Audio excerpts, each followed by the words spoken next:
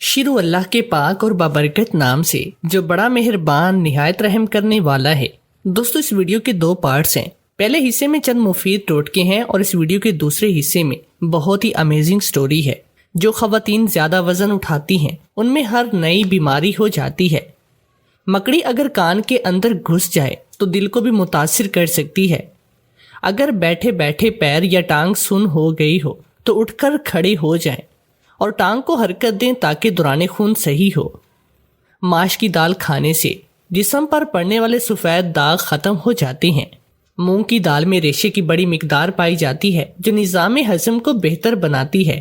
مسور کی دال کھانے سے انسان نرم دل ہو جاتا ہے۔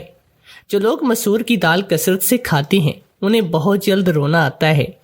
مالٹے کے رس میں ادرک اور لہسن کا رس ملا کے ناف میں ڈال دو، پیٹ کی چربی ایسے پگھلے گی جیسے آگ پر مکھن پگھل جاتا ہے۔ پیٹ کے نچلے حصے پر گرم پانی کا تھیلا رکھنے سے ماہواری کے درد کو کم کرنے میں مدد ملتی ہے۔ منہ چانے براہ راست برف کی مالش کریں۔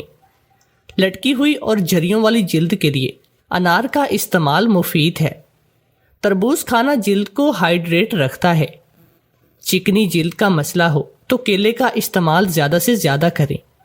اگر چہرے پر چھائیاں ہیں تو ابلے ہوئے چقندر کھائیں اور زیادہ سے زیادہ پانی پئیں۔ پپیتے کے ایک ٹکڑے کو انگوٹھے سے مسلیں، اس میں چند قطرے ارکے گلاب ملا کر ہاتھ کے نیچے سے اوپر کی جانب لے جاتے ہوئے جھریوں پر لگائیں۔ پھر ٹھنڈے پانی سے اپنے منہ کو دھو لیں اور ارک گلاب چہرے پر لگا لیں۔ اس عمل کو دہرانے سے چھائیاں ختم ہو جائیں گی۔ تنگ کپڑے پہننے سے جوڑوں کے درد کا مسئلہ ہو سکتا ہے۔ گرم چائے پینے سے ہونٹ کالے ہو جاتے ہیں۔ مونگ پھلی کھانے کے فوراً بعد پانی نہیں پینا چاہیے، یہ کھانسی اور کینسر کا سبب بن سکتی ہے۔ نمک کا مساج کرنے سے بدن کی بیماریاں دور ہو جاتی ہیں۔ اگر پیٹ میں گیس بن جاتی ہو تو لسی کی ملائی ہٹا کر اس میں 1 چٹکی کالی مرچ اور 1 چٹکی پیسا ہوا زیرہ ملا کر پی لیں۔ ذیابیطس میں مبتلا افراد اگر روزانہ کریلے کا جوس پیتے رہیں تو 1 مہینے میں ذیابیطس سے چھٹکارا مل سکتا ہے۔ متلی کی صورت میں املی کا شربت پینے سے آرام آتا ہے۔ روز پکے ہوئے 2 کیلے کھانا بلڈ پریشر کو نارمل رکھتے ہیں اور دل کا دورہ پڑنے سے محفوظ رکھتے ہیں۔ اگر لڑکیوں کا وزن بڑھ جائے تو میتھی دانہ اور جامن کے بیج کو پیس کر اس کا قہوہ بنا کر پی لیں۔ کچھ ہی دنوں میں غیر معمولی وزن کم ہو جائے گا۔ کدو کے بیج کو چبانے سے نہ صرف ماہواری سائیکل نارمل رہتی ہے بلکہ PCO کی وجہ سے بال جھڑنے اور چہرے پر مسائل بھی ختم ہو جاتے ہیں۔ اخروٹ کھانے سے دل کو نقصان پہنچانے والے غیر ضروری کولیسٹرول کو کم کرنے میں مدد دیتا ہے۔ جن خواتین کو حیض نہیں آ رہا، بند ہو گیا ہو تو وہ سویابین کا دودھ استعمال کریں۔ پیشاب کی رکاوٹ کا مسئلہ ہو تو زعفران دودھ میں مبتلا افراد کو دینے سے پیشاب آنا شروع ہو جاتا ہے۔ چنے وزن میں کمی کرنے والی خوراک کے لیے موزوں ہیں۔ اگر کھانے کے دوران یا جوس پیتے ہوئے لیموں کے بیج منہ میں آ جائیں تو ان کو پھینکنے کی بجائے اچھی طرح سے چبا کر کھا لینے چاہیے۔ اس سے ایک جانب جو کرواہٹ منہ میں گھلتی ہے وہ فاسد مادوں کو خارج کرنے میں بہت ہی مددگار ثابت ہوتی ہے۔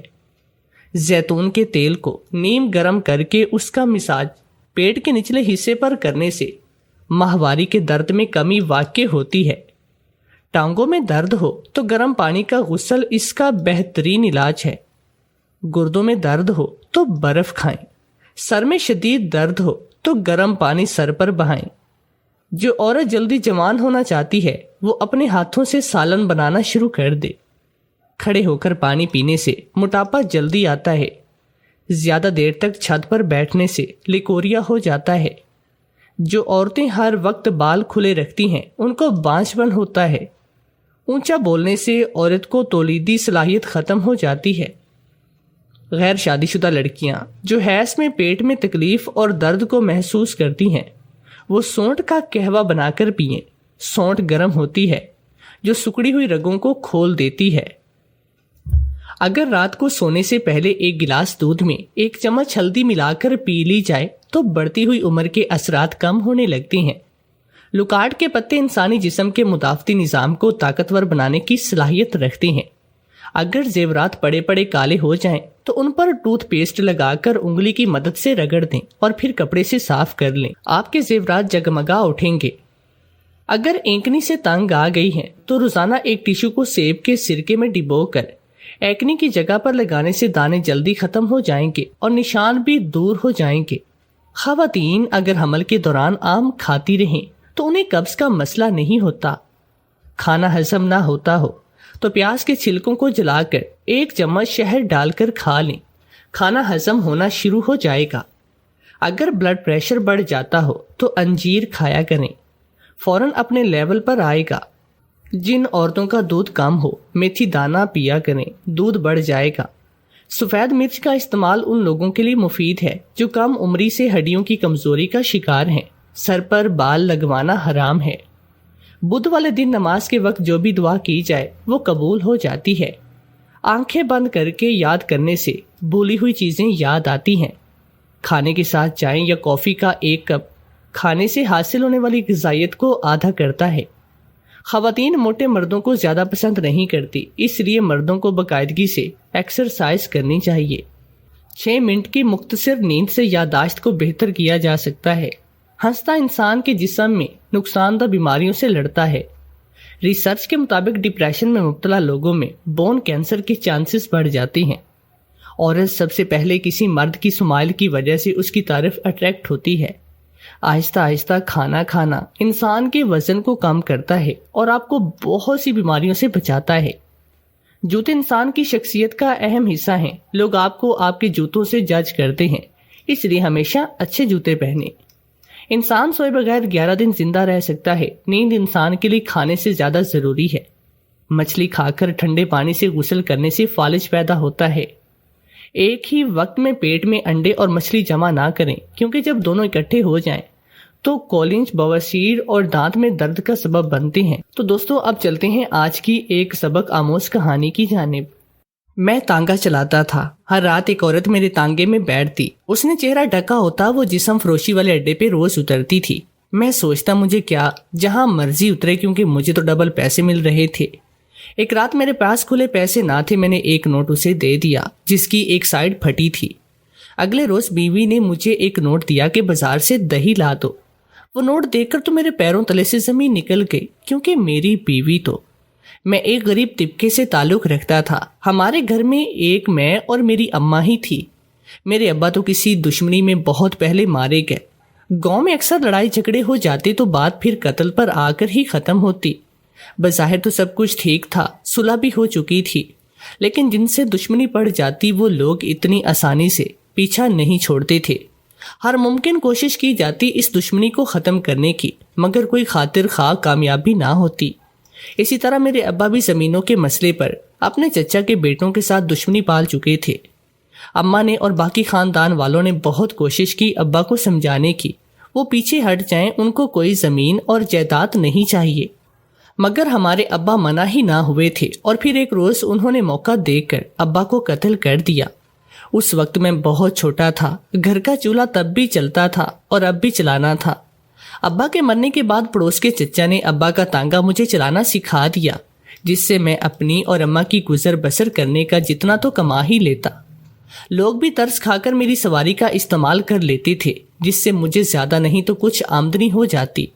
لیکن پھر اماں کو ایک موذی بیماری نے اپنے شکنجے میں جکڑ لیا۔ بہت مشکل سے سب لوگوں سے ادھار لے کر اماں کی دوا کا بندوبست کرتا تھا، لیکن شاید اماں کو پتا تھا وہ نہیں بچے گی، وہ مجھ پر بس بوجھ ہی بن رہی ہے۔ ایک روز وہ سوئی تو پھر کبھی نہ اٹھ سکی۔ میں اب اکیلا رہ گیا تھا، جوانی کی دہلیز پر قدم رکھ چکا تھا، خود کماتا اور کھاتا تھا۔ پڑوس کے چچا نے جب یہ سب دیکھا تو میرے اکیلے پن کو دور کرنے کے لیے خود ہی ایک اچھا سا رشتہ دے کر سادگی سے میری شادی کروا دی۔ میری بیوی کے گھر والے بھی میری طرح ہی غریب تھے، ان کو بھی کسی شہزادے کا انتظار نہیں تھا۔ ہم غریبوں کا ایک ہی اصول ہوتا ہے، بالغ ہوتے ہی شادی کروا دی جاتی ہے تاکہ لڑکا اور لڑکی گناہ سے بھی بچے رہیں اور اپنا گھر سنبھالیں، تاکہ ان کو صحیح سے ہنسی خوشی زندگی گزارنے کے رنگ ڈھنگ آئیں۔ میری بیوی بہت اچھی تھی، میرا اکیلا پن تو دور ہو گیا تھا، لیکن اب ایک ذمہ داری میرے سر پر آئی تھی۔ صبح کے وقت میرا تانگا کوئی خاص نہیں چلتا، اس لیے میں نے سوچا کیوں نہ وقت بدل کر دیکھ لیا جائے۔ میری بیوی کو بھی اس بات پر کوئی اعتراض نہیں تھا۔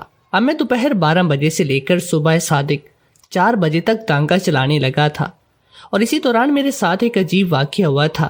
پہلی رات ہی تقریباً 1 بجے کے وقت ایک نقاب پوش لڑکی میرے پاس آئی اور ڈبل پیسے دے کر مجھے جسم فروشی کے اڈے پر چلنے کو کہنے لگی۔ میری تو قسمت چمک اٹھی تھی، پہلی رات ہی ایک اچھی سواری مل گئی۔ میں نے بغیر سوچے سمجھے فوراً حامی بھری اور اس لڑکی کو لے کر اس جسم فروشی کے اڈے پر آ گیا۔ اس لڑکی نے مجھے ڈبل پیسے دیے اور کہا کہ میں ہی اسے واپس بھی لے کر جاؤں۔ مجھے حیرت تو ہوئی تھی، لیکن پھر سوچا کہ مجھے تو ڈبل پیسے مل رہے تھے، میں کیوں انکار کرتا بھلا۔ کچھ دن میرے گھر کا چولہا ان پیسوں سے اچھا ہی جلنے والا تھا۔ اس لڑکی کے کہنے پر میں نے حامی بھر لی اور اب میں اسے چھوڑنے بھی جاتا، اور کچھ دیر کا انتظار کرنے کے بعد وہ لڑکی میرے تانگے پر واپس آ جاتی تھی۔ میں حیران تھا کہ یہ لڑکی ہر رات کیوں جاتی ہے وہاں، اور کچھ دیر وہاں رکنے کے بعد واپس بھی آ جاتی تھی۔ یہ کیا ماجرا تھا؟ میں یہ ساری باتیں سوچ ہی سکتا تھا، مگر اس لڑکی سے پوچھنے کی ہمت نہیں کر سکتا تھا، اس لیے خاموشی سے اپنا کام کرتا رہا۔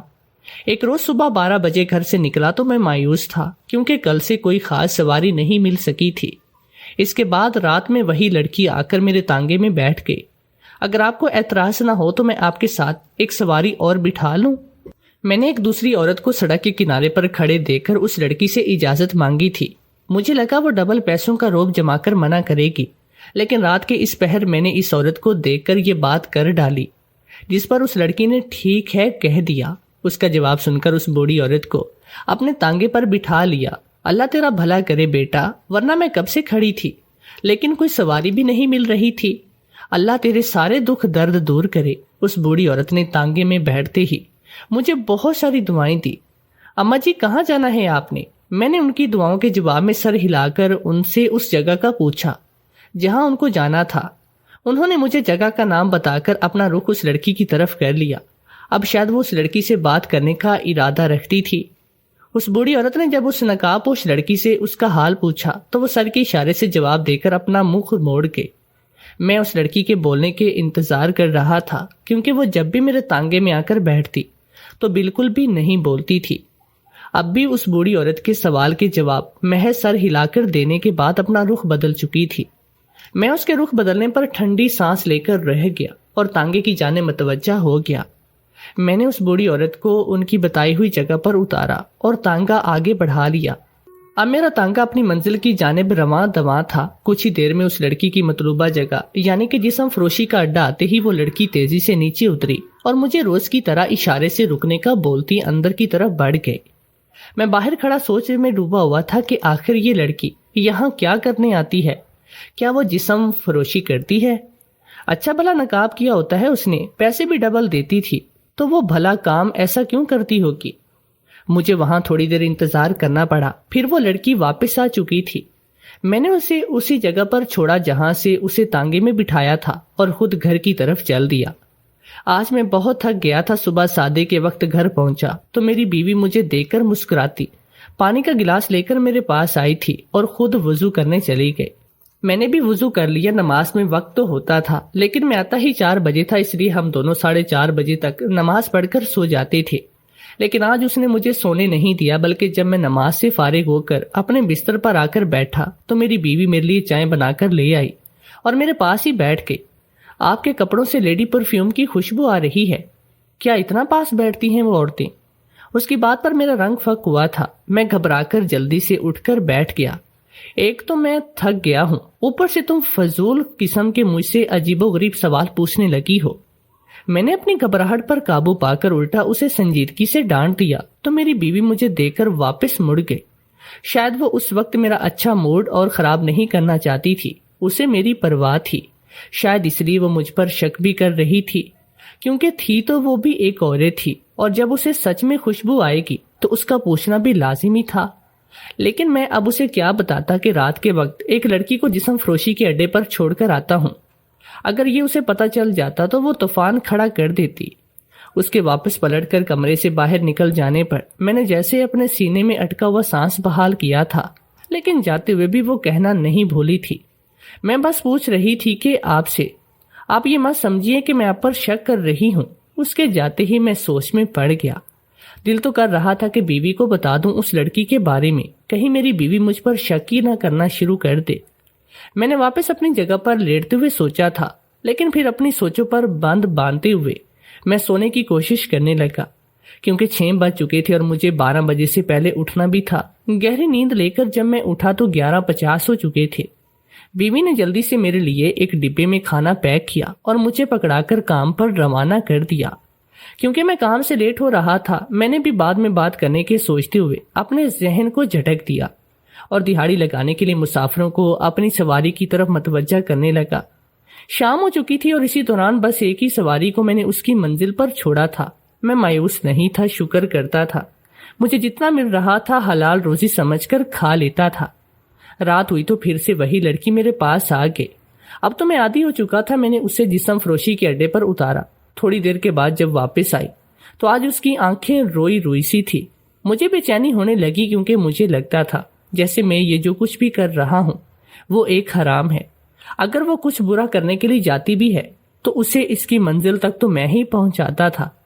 یہ سوچیں مجھے پاگل کر رہی تھی، لیکن پھر خود کو یہ کہتے مطمئن کر دیتا کہ یہ زندگی اس کی اپنی ہے، وہ غلط راستہ اختیار کر چکی ہے تو میں اسے اگر روک بھی لوں تو وہ اس دلدل سے کبھی نہیں رک پائے گی۔ اگر میں اسے اس کی منزل تک نہ چھوڑوں تو اسے اور بھی لوگ مل جائیں گے، تو پھر میں ہی کیوں نہیں؟ مجھے بھی پیسوں کی ضرورت تھی، اس لیے میں نے اپنا منہ تو بند رکھ لیا، لیکن چاہنے کے باوجود اپنی آنکھیں اس سچائی سے بند نہیں کر سکتا تھا۔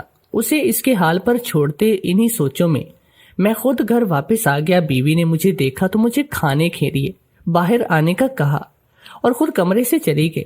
میں نے دل میں سوچ لیا تھا کہ جو بھی ہے، لیکن اس لڑکی کی وجہ سے اپنی بیوی کو میں خود سے مزید بدگمان نہیں کر سکتا تھا۔ جب میں نے کچھ غلط کیا ہی نہیں تھا تو میں ڈرتا کیوں؟ اپنے فیصلے پر میں دل سے مطمئن ہو چکا تھا، کیونکہ کل سے بیوی کا رویہ مجھ سے کافی سرد سا ہو گیا تھا۔ میرے پاس ایک ہی تو تھی، اس لیے میں اسے خود سے دور نہیں کر سکتا تھا، لیکن میں نہیں جانتا تھا کہ میرے سامنے کون سی حقیقت آنے والی ہے جس کی وجہ سے میرے ہوش اڑنے والے تھے۔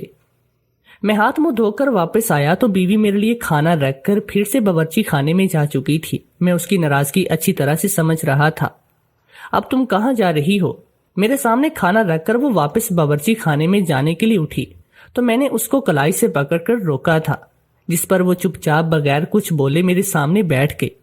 کھانا کھانے کے بعد جب بیوی برتن اٹھانے لگی تو اسے چائے لے کر کمرے میں آنے کو کہا۔ فجر کا وقت ہونے والا تھا۔ اس سے پہلے میں اپنی بیوی کو سب کچھ سچ بتا دینا چاہتا تھا۔ وہ خاموشی سے سر ہلا کر چلی گئی۔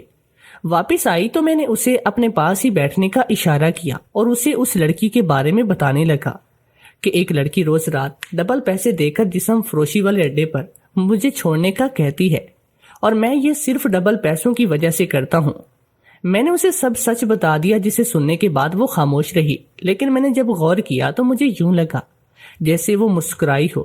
مجھے حیرت ہوئی تھی کہ سب بتانے پر بھی میری بیوی نے کچھ کہا کیوں نہیں۔ میرے دل سے بوجھ اتر چکا تھا۔ اب میں خود کو کافی ہلکا پھلکا محسوس کر رہا تھا، اس لیے میں نے اپنی بیوی کی اس عجیب حرکت کو نوٹ کیا ہی نہ تھا، جو کہ بعد میں مجھ پر ایک بھیانک حقیقت آشکار کرنے والا تھا۔ نماز کے بعد ہم سو گئے اور جب میرے کام کا وقت ہوا تو باہر جاتے ہوئے میں نے اپنی بیوی کو دروازے کو اچھے سے بند کرنے کو کہہ دیا اور میں خود گھر سے نکل آیا اور اللہ پاک کا نام لیتے ہوئے اپنی روزی کمانے کے لیے نکل پڑا تھا۔ میں سواریوں کا انتظار کرنے لگا۔ آہستہ آہستہ وقت گزرا اور رات کا وہ وقت بھی آ گیا جس وقت وہ نقاب پوش لڑکی میرے تانگے میں آ کر بیٹھتی تھی۔ آج میں اپنے دوست کے گھر کام سے گیا تو مجھے کچھ دیر ہو گئے۔ میں جلدی جلدی تانگا اسی جگہ پر لے کر گیا تو وہ وہیں کھڑی مجھے دیکھ کر وہ جلدی سے آ کر تانگے میں بیٹھ گئی۔ اس کے بیٹھتے ہی میں نے تانگا چلا دیا۔ کچھ ہی دیر میں اس کی مطلوبہ جگہ آئی تو میں نے تانگا روک دیا اور وہ لڑکی اتر کر اس مخصوص گلی میں داخل ہوئی اور میں وہیں اس کے آنے کا انتظار کرنے لگا تھا۔ جب وہ واپس آئی تو میں بھی آ کر تانگے میں بیٹھ گیا۔ جب اس نے مجھے پیسے دیے تو میرے پاس کھلے پیسے نہ تھے کہ اسے میں واپس کرتا۔ معافی چاہتا ہوں، آج میرے پاس چھوٹے پیسے نہیں، اسے کہتے ہی میں نے ایک بار پھر اپنی ساری جیبیں ٹٹولی کہ کیا پتا کسی ایک میں پیسے نکل آئے۔ پجامے کی جیب سے ایک مڑا ہوا نوٹ نکال کر دیکھا جو کہ ایک طرف سے پھٹا ہوا تھا۔ یہ نوٹ مجھے صبح کسی نے دھوکے سے دے دیا تھا۔ میں نے بھی کچھ سوچتے ہوئے وہ نوٹ نکال کر اس لڑکی کو دے دیا۔ اس لڑکی نے جلد بازی میں اسے پکڑا اور بڑی اجلت میں ایک طرف کو چل دی۔ میں بھی پیسے اپنی جیب میں رکھتا ہوا اپنے گھر جانے کے لیے تانگا موڑ گیا تھا۔ کچھ ہی دیر میں گھر پہنچا تو میری بیوی سو رہی تھی۔ میرے دروازہ کھٹکھٹانے پر اس نے آ کر دروازہ کھولا تو میں اندر چلا گیا۔ میں نے نماز پڑھی اور کچھ بھی کھائے بغیر جلدی سونے کے لیے لیٹ گیا۔ طبیعت بوجھل سی تھی اس لیے کچھ کھانے کا دل نہیں کیا۔ میں تھکی بہت گیا تھا اس لیے لیٹتے ہی میں سو گیا۔ کچھ دیر کے بعد بیوی نے جھنجھوڑ کر مجھے جگایا اور کہنے لگی، کب سے جگا رہی ہوں، اٹھ جائیں۔ اب راشن لانا بھول گئے تھے، اب گھر میں کھانے کو کچھ بھی نہیں۔ رات آپ نے کھانا نہیں کھایا، وہ تو خراب ہو گیا۔ اب ایسا کریں جلدی سے مجھے دہی لا دے تاکہ جلدی سے ناشتہ بناؤں۔ آپ کی طبیعت بھی ٹھیک نہیں ہے تو آپ آج کام سے چھٹی کریں۔ میری بیوی نے میرے اٹھتے ہی ایک مڑا ہوا نوٹ میری طرف بڑھاتے ہوئے کہا تو میں بغیر دیکھے اس کے ہاتھ سے وہ نوٹ پکڑ کر اٹھ کھڑا ہوا۔ لیکن جیسے ہی باہر کی جانب بڑھتے ہوئے میں نے اپنی بیوی کا دیا ہوا نوٹ کھول کر دیکھا تو میرے پیروں تلے سے زمین نکل گئی۔ میں ایک دم سن ہو گیا تھا۔ مجھے یوں لگ رہا تھا گھر کی چھت میرے اوپر گر گئی ہو، کیونکہ یہ وہی نوٹ تھا جو میں نے اس جسم فروشی کے اڈے پر اترنے والی لڑکی کو دیا تھا۔ تو کیا میری بیوی ہی وہ گھٹیا کام کرتی تھی؟ وہ لڑکی جس کو میں روز جسم فروشی کے اڈے پر اتارتا تھا، وہ لڑکی کوئی اور نہیں میری بیوی تھی۔ میرے ساتھ یہ کیا ہو رہا تھا؟ مجھے کچھ سمجھ میں نہیں آ رہی تھی۔ پہلے مجھے لگا دنیا گول ہے، شاید کسی کے ذریعے وہ نوٹ بیوی کے پاس آیا ہو، لیکن ایسا ممکن نہیں تھا کیونکہ 4 گھنٹے پہلے ہی تو میں یہ نوٹ اس لڑکی کو دے کر آیا تھا اور تب سے میری بیوی گھر پر ہی تھی، باہر بھی نہ گئی۔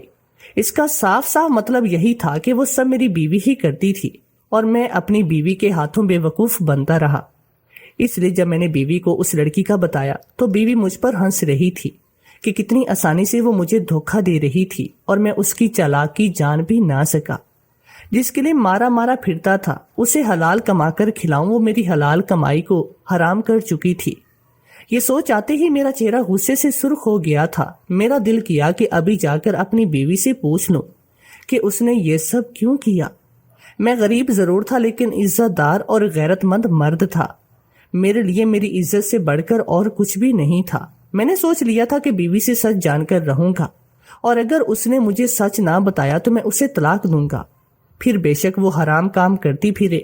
میرے لیے اپنی عزت سے بڑھ کر اور کچھ بھی نہیں تھا۔ جب محلے کے لوگوں کو پتہ چلے گا تو میری کیا عزت رہ جائے گی۔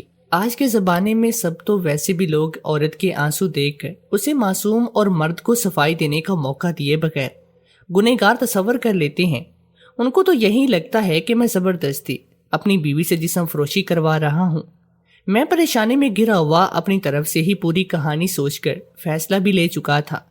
میں نے وہ نوٹ سختی سے مٹھی میں جکڑا اور غصے میں اپنی بیوی کے پاس گیا اور وہ پھٹا ہوا نوٹ اس کے سامنے کیا۔ کیا ہے یہ سب؟ یہ تو وہی نوٹ ہے جو میں نے آج صبح گھر آنے سے پہلے اس لڑکی کو دیا تھا جو روز جسم فروشی کے اڈے کے پاس اترتی تھی۔ جب میں نے یہ نوٹ آج ہی اسے دیا تو تمہارے پاس یہ نوٹ کیسے آیا؟ جب میں نے غصے میں اس سے سوال کیا تو میری بیوی کے چہرے کا رنگ فک ہو گیا۔ اس کے ہاتھوں میں کپ کپاہٹ ہونے لگی تھی جبکہ وہ خود پوری پسینے میں بھیگ چکی تھی۔ میرے پوچھنے پر وہ خاموش رہی اور کچھ بھی نہ بولی تو مجھے اس پر اور غصہ آیا۔ میں تم سے پوچھ رہا ہوں تمہارے پاس یہ نوٹ کہاں سے آیا؟ میں نے خاموش کھڑی اپنی بیوی سے ایک بار پھر پوچھا۔ میرے صبر کا پیمانہ لبریز ہو چکا تھا لیکن میں پھر بھی تحمل سے اس کے ساتھ پیش آ رہا تھا تاکہ میں سچ جان سکوں۔ اب اگر مجھے سچ نہیں بتاؤ گی تو میں تمہیں طلاق دوں گا، کیونکہ میں ایک ایسی عورت کو اپنے گھر نہیں رکھ سکتا جو اپنے ہی شوہر کی آنکھوں میں دھول جھونک کر جسم فروشی جیسا حرام اور گندا کام کرتی ہے۔ اچانک میری بیوی بلک بلک کر رونا شروع ہو گئی اور بولی میں وہاں اپنی بہن سے ملنے جاتی تھی، وہ وہاں سے باہر نہیں نکل سکتی۔ جب اسے دیکھا تو بے چین ہو کر اٹھی تھی۔ اس نے کہا تھا کہ اگر مجھے اس کی یاد آئے تو میں رات کے پہر اس سے ملنے چلی آیا کروں۔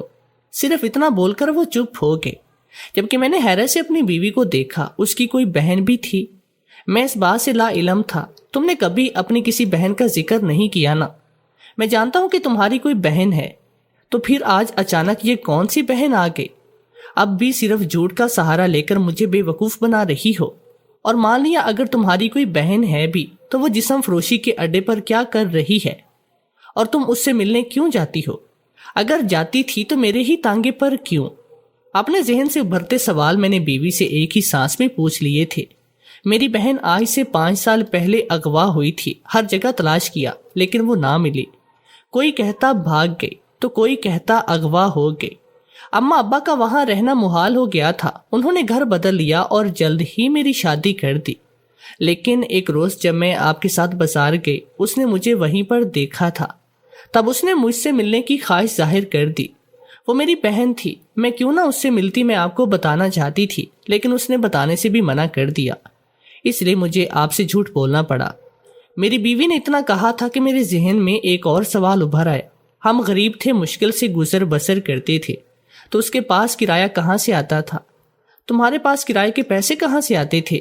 मुझे किराए के पैसे भी वही देते। उसने ही कहा था कि मैं इतनी रात को अगर मिलने के लिए आना चाहूँ तो आपके तांगे में ही सफर करूँ। रात के वक्त तो बस जिस्म की भूख मिटाने वाले दरिंदे ही बाहर निकलते हैं। वो लोग मदद नहीं करते, बल्कि हमें किसी के मुंह दिखाने के काबिल नहीं छोड़ते। मुझे अपनी बीवी पर, उसकी बहन पर तरस आया था। तो तुम उसे कहो कि वो वापस आ जाए। मैंने यूं ही सर झुकाए अपनी बीवी से कहा था, जिस पर वो ठंडी सांस लेती हुई बोली, वो जानती है अगर वो वापस आ भी गई तो ये माशरा उसे कबूल नहीं करेगा। मैं उसकी बात पर चुप सा हो गया। उसकी बात बिल्कुल ठीक थी। उसने बताया था कि उसकी बहन को अगवा करके कोठे पर बिठा दिया गया था, जहां वो रोई चिल्लाई, लेकिन उसकी मदद करने को कोई भी नहीं आया। और जब वो इस दलदल में फंस चुकी थी तो इसका यहाँ से निकलना नामुमकिन है। मैं कुछ देर के लिए किसी गहरी सोच में डूब गया जब बीवी मुझसे अपना चेहरा छुपाने की वजह पूछी। दरअसल अपने चेहरे को एक कपड़े से ढांप कर रखता था, और वजह यही थी कि एक रोज शहरी नौजवान मेरे तांगे में बैठा था। तब उसने बताया कि पाकिस्तान में कोई अजीब सी बीमारी फैली है, इसलिए अपना चेहरा ढांप कर काम पर निकला करो। ये बीमारी दिनों में इंसान को निगल चुकी है, इसलिए एहतियात किया करो। मैंने तो बस उसकी बात पर अमल करते हुए वो सब कुछ किया था। सच जानने के बाद हम दोनों अपनी जगह शर्मिंदा थे। अगर बीवी मुझे सच बता देती तो मैं शायद उसकी कोई मदद कर देता, और मैं अपनी सोच पर शर्मिंदा था। मैंने उसके बारे में बहुत गलत सोचा था, लेकिन उसकी बहन छोटी थी। पहले उसके साथ जो कुछ हो गया था, अब एक और बेवकूफ़ी करने चली थी। मैंने अपनी बीवी को एक मंसूबा बताया था। उस पर अमल करने के लिए मैंने अपने दोस्त से एक फ़ोन कुछ देर के लिए उधार लिया था और उसे अपनी बीवी के हाथ साली के पास भिजवा दिया। उसने वहां पर होने वाले तमाम काले धंधों के सबूत उस फ़ोन में रिकॉर्ड करके अगली रात मेरी बीवी को फ़ोन वापस किया। तब हमने सारे सबूत पुलिस के हवाले कर दिए और उसकी बहन को बाजियाब करवा कर घर ले आए। हमारे मोहल्ले में उसे कोई नहीं जानता था। हम सब ने उसका तारुफ करवाया था। मेरी बीवी उसकी शादी करना चाहती थी, लेकिन वो शादी नहीं करना चाहती थी क्योंकि वो जानती थी कि उसका अंजाम क्या होगा। तब चचा के एक दोस्त शहर से वापस आए थे, जो देखने में 45 साल के थे, जिनकी बीवी वफात पा चुकी थी और 3 बच्चे थे जो कि शादीशुदा थे। उन्होंने खुद मेरी साली के लिए रिश्ता मांगा था। मैंने उनसे कुछ नहीं छुपाया था, लेकिन इसके बावजूद वो इस रिश्ते पर राजी थे। उनका मानना था कि इन सब में इस लड़की का कोई कसूर नहीं, इसे भी खुश रहने का हक है, और वैसे भी इनको मेरी साली जैसी लड़की नहीं मिलेगी, क्योंकि जिंदगी के थप्पड़ों ने उसे समझदार बना दिया है। अब वो रिश्ता तोड़ने की बजाय उसे प्यार और मोहब्बत से निभाएगी। उसे तहफ़्फ़ुज़ चाहिए, वो उसे देके। बड़ी मुश्किल से साली को राजी करके उसकी शादी करवाई थी। आज वो अपने शौहर के साथ खुश है। उसका एक प्यारा सा बेटा है, जबकि मेरे 2 बेटे और 2 बेटियां हैं। हम अपनी जिंदगी में खुश हैं। किसी को भी जिंदगी में हर आसाइश पूरी तरह से नहीं मिलती। हमारे पास दौलत ना सही, लेकिन आपस में मोहब्बत जरूर है, जबकि लोगों के पास दौलत होने के बावजूद भी बेसुकूनी रहती है। इसलिए अपने रब से दुआ किया करें कि वो हमें हराम से बचने और हलाल कमाकर खाने की तौफीक दे। मेरी बीवी ने अपनी बहन की हकीकत मुझसे छुपाकर सही किया था। मुझे अपनी साली को वही रहने देना चाहिए था, या उसकी शादी करवाकर मैंने सही किया था? क्या मेरी साली जैसी अगवाशुदा लड़कियों को हंसी खुशी इज्जत की जिंदगी गुजारने और जीने का कोई हक नहीं होता?